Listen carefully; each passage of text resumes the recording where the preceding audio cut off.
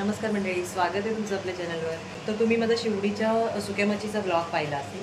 मी शिवडीवरनं सुकी मच्छी आणली, त्याच्यामध्ये बांगडे पण होते. तर त्यातला बांगडा मी आज बनवणार आहे. ती मी इथे बांगड्याची तयारी केली. तर रेसिपी बनवण्यासाठी आपल्याला काय काय साहित्य लागणार आहे ते तुम्हाला मी दाखवते. हा बांगडा मी फक्त आमच्या दोघांसाठीच बनवणार आहे. तर त्यासाठी मी इथे एक कांदा घेतला आहे, मीडियम साईजचा कांदा आहे. कढीपत्ता आहे, कढीपत्ता मी असा बारीक करून घेते. त्यानंतर हा इथे आंबा आहे, आंबा माझ्याकडे एवढाच आहे, त्याच्यामुळे तो घेतला आहे. आणि इथे टोमॅटो आहे. आणि हे बांगड्याचे मी तुकडे केलेत, हे बघा तुकडे केलेत आणि व्यवस्थित धुवून घेतलेत. आणि त्याला असं इथे मी पाण्यामध्ये भिजत ठेवला आहे. तर हा एक बांगडा आहे. त्या दिवशी मी बांगड्याच्या चटणीची रेसिपी केली होती. तर त्यातला एका ताईने मला कमेंट्स केल्या होत्या की बांगडा कसा भाजला त्याच्यावर कॅमेरा दाखवा. तर हे बघा हा बांगडा आहे. हा मी ही जाळी आहे माझ्याकडे, ह्या जाळीवर मी असा ठेवून हा बांगडा असा बारीक गॅसवर भाजून घेते. ह्या बांगड्याला धुवायचं वगैरे नाही, कारण धुतला तर हा नरम पडतो. म्हणून ह्याला असंच भाजायचं आहे. भाजल्यावर तसंही त्याच्यातले काही किटाणू वगैरे असतात तर ते मरून जातात, कारण आपण ह्याला पूर्ण बारीक गॅसवर भाजून घेणार आहोत. तर हा आहे बांगडा. हा बघा मी असा भाजून घेते बारीक गॅसवर. ह्याला एक 15-20 मिनटं लागतील, कारण हा बांगडा पण तुम्ही पाहू शकता खूप मोठा आहे. तर असा मी हा बारीक गॅसवर भाजून घेते. मध्ये मध्ये आपण याची साईड थोडी बदलत राहायची. तर असा हा बांगडा भाजून मग ह्याची चटणी केली जाते. चटणीच्या रेसिपीचा व्हिडिओ ऑलरेडी आपल्या चॅनलवर आहे, त्याच्यामुळे ते काही मी दाखवत नाही आहे. तर कसा बांगडा भाजला होता ते फक्त मी तुम्हाला दाखवते. हे बघा. आणि मी खाली गॅसला फॉईल पेपर लावला आहे. फॉईल पेपर याच्यासाठी, कारण बांगडा बसताना खूप खराब होतो गॅस. त्या दिवशी खूप खराब झाला होता, म्हणून आज मी हा फॉईल पेपर लावला आहे खाली. तर असा हा बारीक गॅसवर बांगडा भाजून घेते. बघा बांगडा इथे आता भाजतोय. असं बारीक गॅसवर एकदम मस्त भाजून घ्यायचं.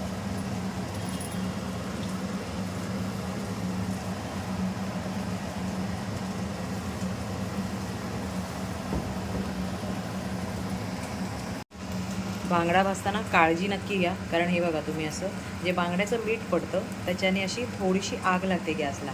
तर तिथे उभं राहूनच बांगडा भाजा, अजिबात साईडला इकडे तिकडे होऊ नका. तर ही काळजी नक्की घ्या बांगडा भाजताना. हे बघा बांगडा माझा भाजून झाला आहे, पाहू शकता तुम्ही. एकदम बारीक गॅसवर 15 मिनटं मी हा बांगडा भाजून घेतला. आता हा तुम्हाला काळा वाटत असेल, हे वरचं थोडंसं काढून टाकायचं, कारण बांगडा खूप जाड आहे. बांगडा जाड असल्यामुळे आतमध्ये मग कच्चा राहील, म्हणून थोडासा खरपूस भाजून घेतला आहे. हे बघा, ठीक आहे. तर हे असा भाजून घेतला आहे. तर आता मी गॅस बंद करते. सुक्या बांगड्याचा रस्सा बनवणार आहे, तर तो मी आता बनवायला घेते. तर आता ही कढईमध्ये तेल घेतलं आहे मी, त्याच्यामध्ये थोडीशी घालणार आहे राई, जिरं, कढीपत्ता, थोडंसं हिंग. त्यानंतर घालते आलं लसूण पेस्ट. आणि मग लगेचच एक कांदा, तो जो आपण कांदा कापून घेतलेला आहे तो घालते.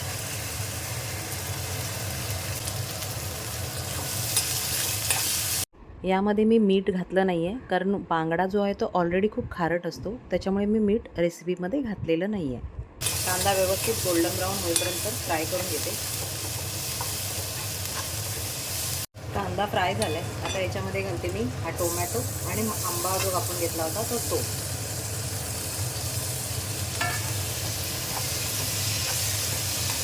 त्यात घालते हे कांदा खोबऱ्याचं जे वाटप असतं आपल्याकडे, तर ते घालणार आहे मी थोडं.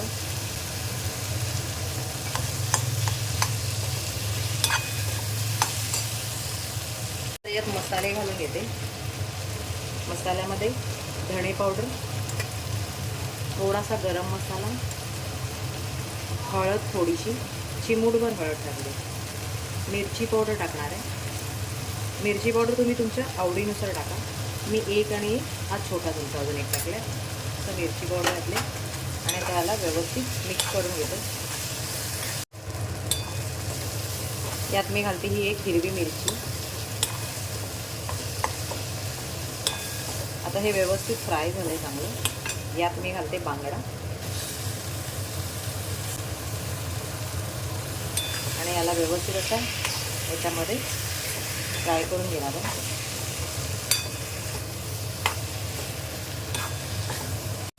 ते व्यवस्थित आहे बघा फ्राय करून घेतले. आता यात घालते मी पाणी.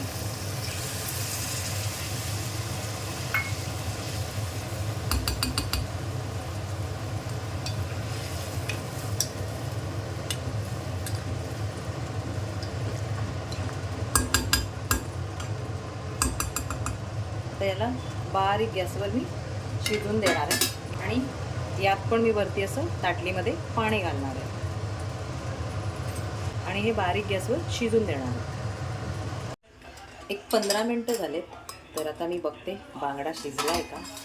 हे बघा वरचं ताटलीतलं पाणी पूर्ण आटलं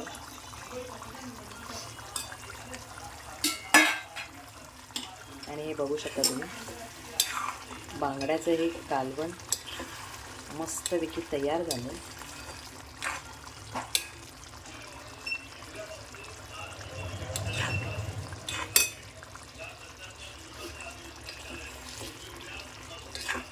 आता ह्याच्यासोबत भाकरी घालणार आहे. तर आता मी गॅस बंद करते.